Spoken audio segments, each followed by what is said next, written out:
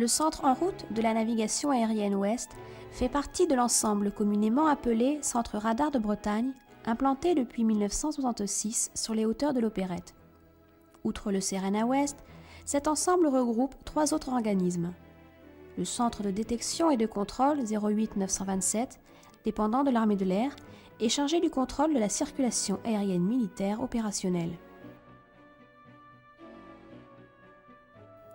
Le Centre de coordination de la marine, dépendant de la Marine nationale, est chargé du contrôle des avions de l'aéronavale évoluant dans certains espaces aériens. Le Centre de contrôle essai et réception, dépendant également du ministère de la Défense, est chargé du contrôle des avions en cours d'essai.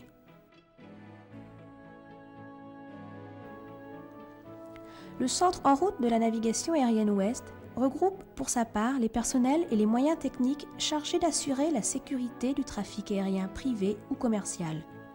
En 1995, plus de 1100 mouvements ont été ainsi traités quotidiennement.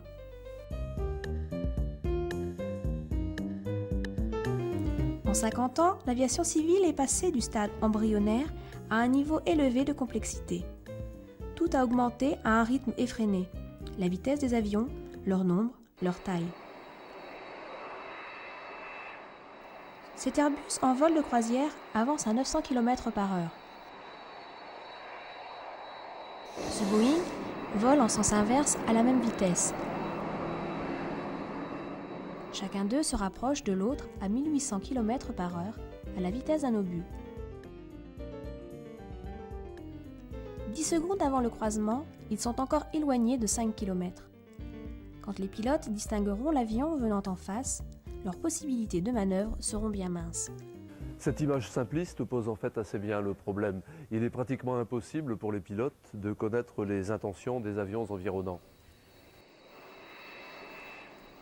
De plus, la technologie de construction des avions et de leurs moteurs les contraint à voler à peu près tous à la même altitude et à la même vitesse.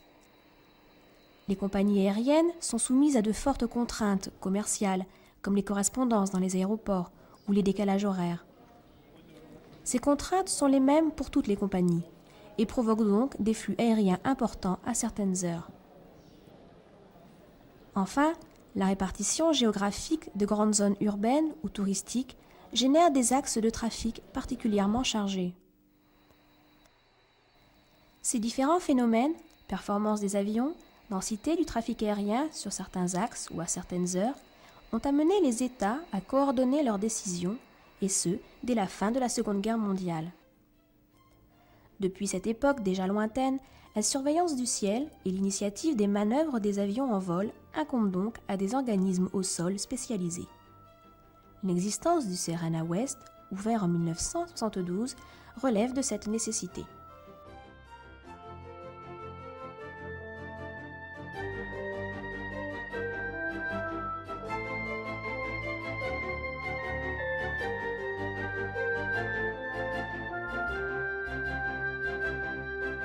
L'espace aérien mondial a été découpé en fonction des besoins et des possibilités des États. L'espace aérien attribué à la France dépasse ses limites continentales. Il est découpé lui-même en 5 régions de contrôle, chacune disposant d'un centre en route de la navigation aérienne équivalent à celui où vous vous trouvez maintenant. Ce sont les centres de Paris à Tismons, de Bordeaux, d'Aix-en-Provence et de Reims. Le CERENA Ouest gère 24 heures sur 24 et 365 jours par an l'espace aérien qui s'étend de l'ouest de la région parisienne au méridien 8 degrés ouest sur l'Atlantique et du sud du golfe de Gascogne au milieu de la Manche.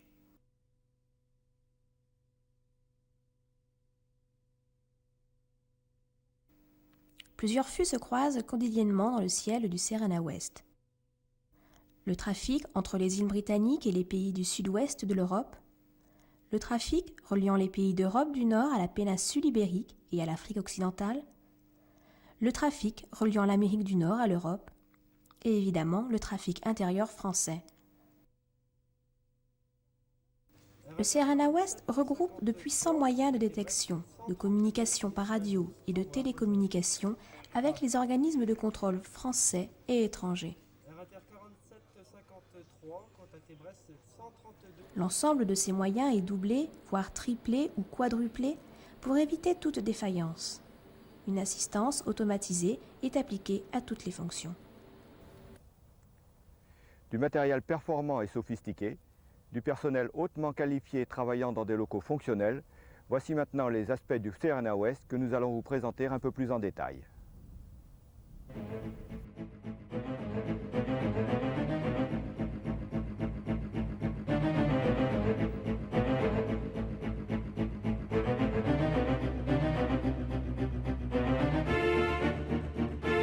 C'est de la salle de contrôle que partent les messages radio à destination des pilotes en vol. En 1995, plus de 150 ingénieurs du contrôle, répartis en 12 équipes, se relaient jour et nuit pour surveiller le ciel sous les écrans radars et assurer la sécurité et la régularité du trafic. L'image radar qu'ils ont devant les yeux provient en fait de 10 antennes comparables à celles de l'opérette, implantées au Mont Gabriel en Irlande, à Burrington en Angleterre, à Jersey, Avranches, Coubron, Palaiseau, Tours, Nantes, Bordeaux et Espineras en Espagne. Les signaux électroniques reçus par ces antennes sont dirigés vers le système de traitement radar qui les exploite pour en faire une présentation très lisible sur les écrans radars. Une corrélation entre les échos radars et les plans de vol, faite automatiquement par les ordinateurs du CERENA Ouest, permet de composer sur l'écran du contrôleur une étiquette pour chaque avion. Cette étiquette comprend l'indicatif d'appel, l'altitude de vol, la vitesse et quantité d'autres informations utiles. L'image radar est complétée par un tracé des voies aériennes et des zones militaires d'entraînement. Le traitement informatisé de l'image radar permet de fournir une assistance automatisée aux contrôleurs. Les ordinateurs du CERENA Ouest supervisent leur travail, détectent les rapprochements d'avions et alertent les contrôleurs. L'espace aérien géré par le CERENA Ouest est divisé en une mosaïque de volumes plus petits appelés secteurs de contrôle. Chacun de ces secteurs correspond à une position de contrôle tenue par 2 ou 3 contrôleurs. Ces contrôleurs sont en liaison radio avec les avions présents dans le secteur de contrôle. Iberia 5433 radar, continue descent level 150 to Bilbao. And if no reply over Belen, you will have to contact Bilbao Tower 118.5.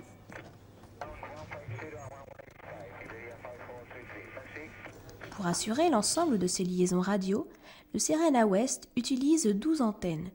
Elles sont implantées sur le site, mais aussi à Guipava, Quimper, Dinard, Cherbourg, Deauville, Amboise, Redon, Nantes, Bordeaux et Avilés en Espagne.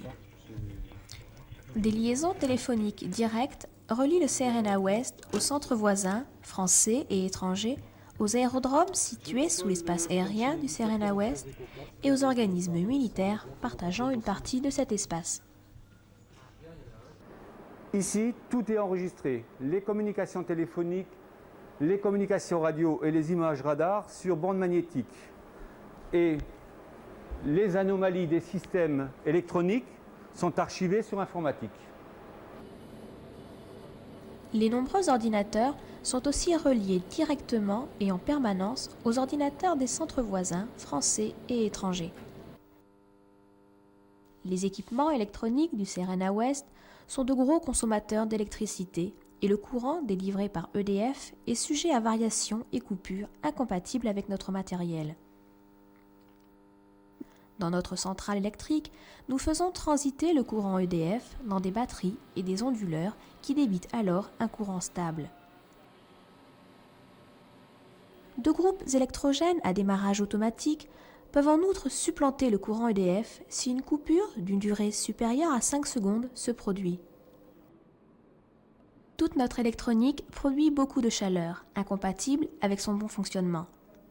Notre propre centrale thermique régule donc la température et l'hygrométrie des locaux sensibles. Là encore, l'informatique est omniprésente puisque ce sont des automates qui supervisent le système en dehors des heures ouvrables. Vous comprenez que la variété et la complexité des moyens techniques utilisés nécessitent la présence de techniciens hautement qualifiés. C'est pourquoi 60 ingénieurs électroniciens travaillent au Serena West. Parmi eux, 8 équipes de 2 assurent un service 24 heures sur 24 qui garantit la supervision de l'ensemble des systèmes.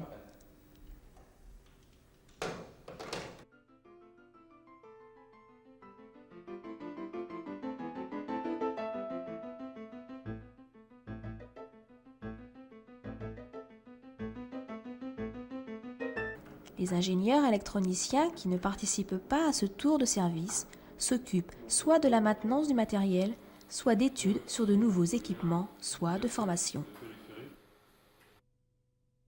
L'aviation civile est très évolutive et consommatrice de nouvelles techniques.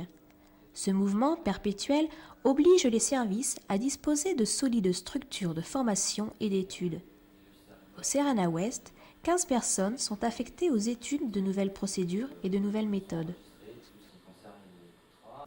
C'est en permanence que nous étudions les incidents opérationnels et que nous analysons les flux de trafic pour mieux gérer l'espace aérien et les potentiels humains. À partir de ces études, nous traçons de nouvelles routes ou de nouveaux secteurs de contrôle afin d'optimiser la capacité du ciel. L'environnement aéronautique et technique évoluant rapidement et constamment, les besoins en formation de personnel sont immenses. Pour les satisfaire, un centre de formation a été construit en 1994. Il regroupe, dans un bâtiment fonctionnel, tous les locaux, les personnels et les moyens pédagogiques. 7 salles de cours sont équipées de micro-ordinateurs et de moyens audiovisuels. 14 instructeurs assurent une partie de la formation initiale des ingénieurs stagiaires et aussi de la formation continue des ingénieurs et techniciens en poste au centre. Une très grande part des échanges radio et téléphoniques se font en anglais. Le laboratoire de langue fonctionne avec 3 lecteurs et lectrices d'anglais et assure un niveau linguistique correct au personnel chargé du contrôle aérien.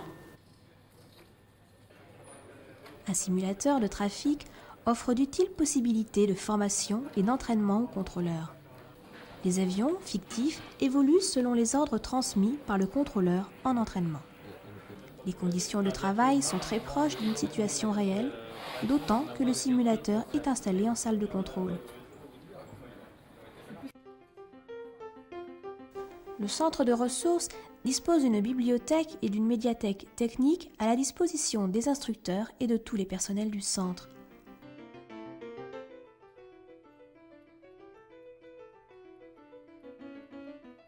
Les 360 fonctionnaires employés au Serena West justifient l'existence d'un robuste service du personnel, d'autant plus que les effectifs sont en constante croissance et que les mutations sont nombreuses.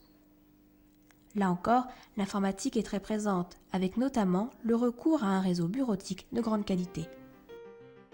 Un service médical est chargé du suivi du personnel affecté au contrôle aérien.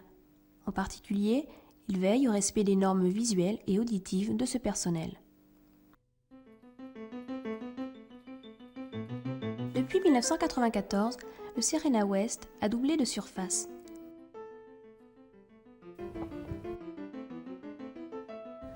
Plusieurs lieux de rencontre avec des distributeurs de boissons non alcoolisées permettent au personnel de se retrouver.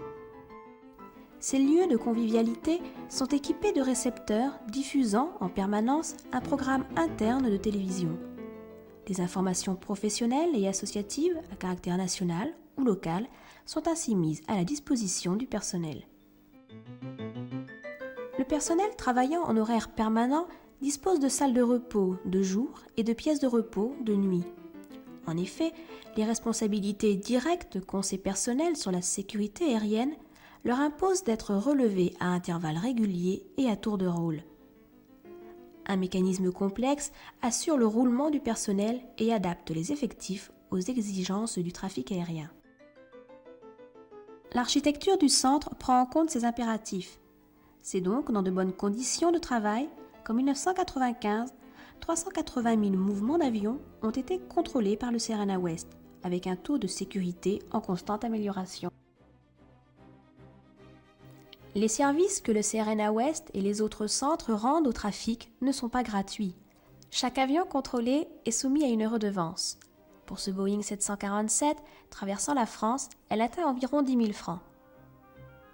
C'est une instance européenne, Eurocontrol, qui perçoit les sommes et les redistribue aux États membres. En France, les services de l'aviation civile ont leur budget propre, qui est indépendant du budget de l'État. Nos dépenses d'investissement et de fonctionnement ne proviennent donc pas de l'impôt, mais uniquement de redevances payées par nos usagers.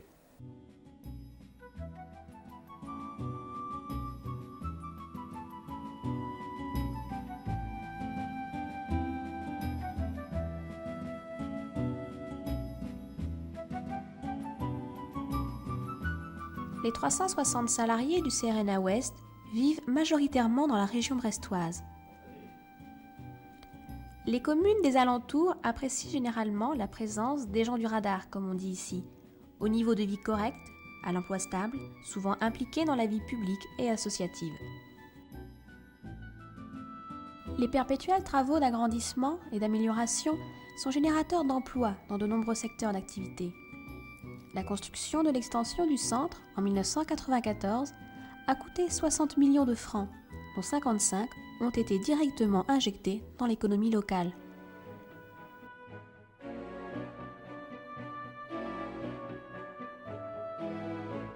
Nous venons de vous présenter le CRNA Ouest tel qu'il existe en 1995.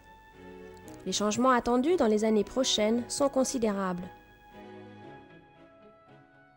Le CRNA Ouest va être le premier centre français équipé du nouvel outil de contrôle appelé FIDIAS. Les écrans couleurs à haute définition vont remplacer les traditionnels écrans circulaires. Cette évolution, très importante, illustre bien la nature même du CRNA Ouest.